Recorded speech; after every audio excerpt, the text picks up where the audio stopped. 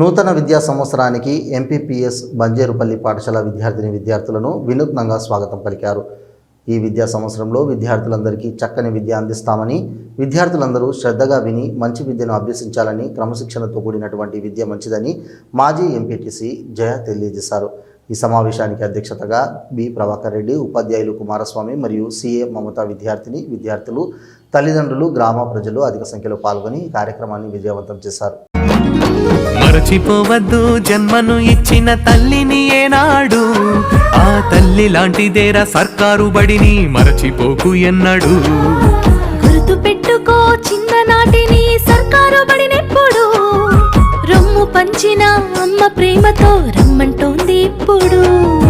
మట్టిలోని విత్తనమే మొలకెత్తి ఎత్తైన చెట్టవునురా, ఎందరికో చల్లని నీడవునురా.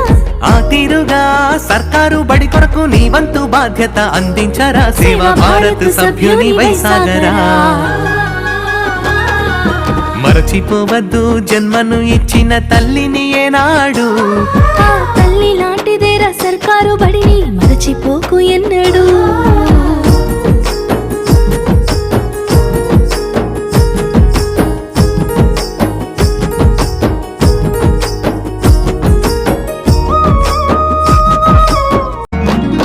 మరచిపోవద్దు జన్మను ఇచ్చిన తల్లిని ఏనాడు, ఆ తల్లి లాంటిదేరా సర్కారు బడిని మరచిపోకు ఎన్నడు. గుర్తు పెట్టుకో చిన్ననాటిని సర్కారు బడినెప్పుడు, రొమ్ము పంచిన అమ్మ ప్రేమతో రమ్మంటోంది ఇప్పుడు.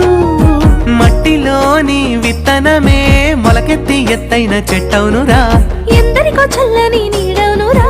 ఆ తీరుగా సర్కారు బడి కొరకు నీ వంతు